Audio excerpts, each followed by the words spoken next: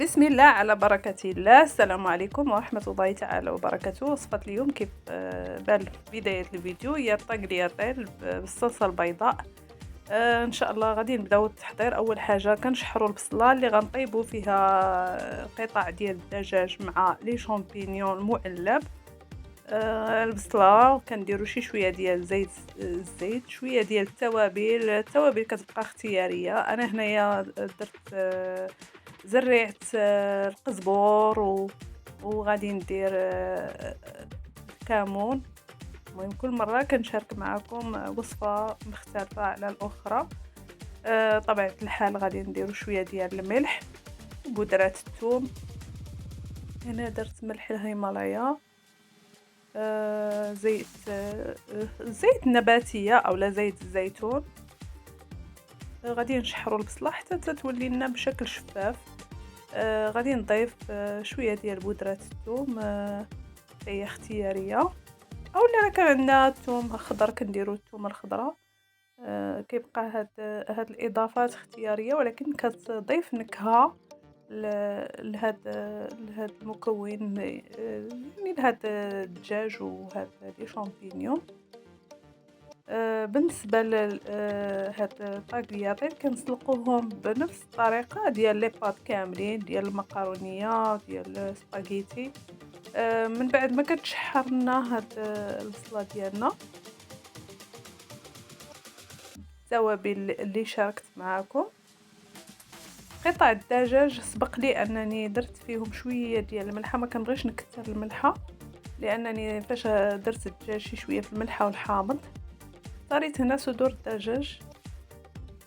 نقدروا نديروا صدر يعني لادانت اولا ديك رومي، يعني نفس المعنى. كنشحروهم حتى تيدخل فيه الطياب. من بعد لي شامبينيون عندي المعلبين كيكونوا تقريبا طايبين، يعني ما كيحتاجوش طيب بزاف حتى تيطيب لنا الدجاج. عاد كنضيفوا لي شامبينيون. هاد الوصفه هذه غنوجدوا هاد الحشوه هذه وغنوجدوا الصلصه البيضاء، وغادي نسلقوا طاقلياتيل. بطبيعه الحال ما كنخليوه يغلي شي شويه، كندير واحد القطره الزيت باش ما كتعجناش، شويه الملح.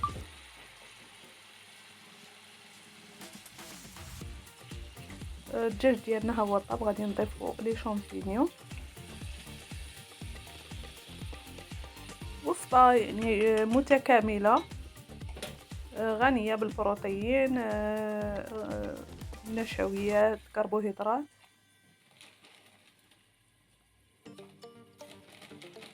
غنخليو كيتقلى لنا داك هاد الحشوه هادي، وغادي ندوزو نسلقو لي بلاص.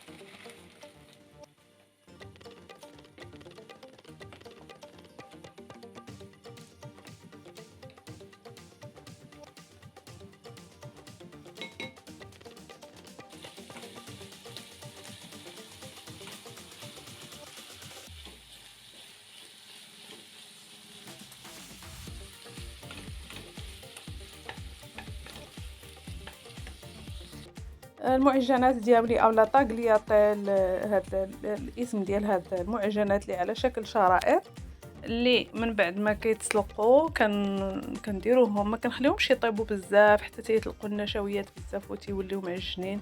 كنخليوهم شي شويه شادين راسهم، وكنديروهم بواحد الشبكه.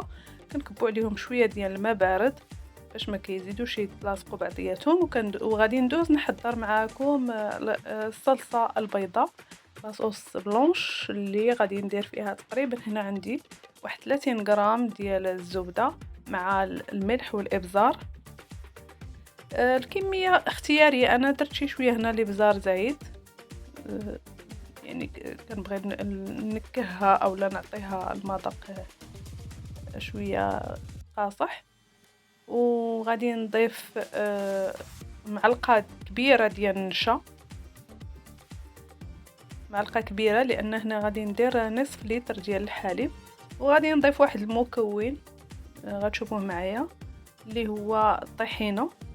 يبقى اختياري، كيعطي واحد النكهه زوينه بزاف لهاد الصلصة البيضاء. هاد الطحينة هي صلصة الزنجلان أولا الزنجلان، كنسميوه الزنجلان، بذور الزنجلان البيضاء كيتباع يعني جاهز. وكنبقى من بعد ما كنحرك شي شويه الزبده مع الدقيق، كنبقى كنزيد الحليب بشويه بشويه حتى كتبقى تعقد لي لاصوص ديالي.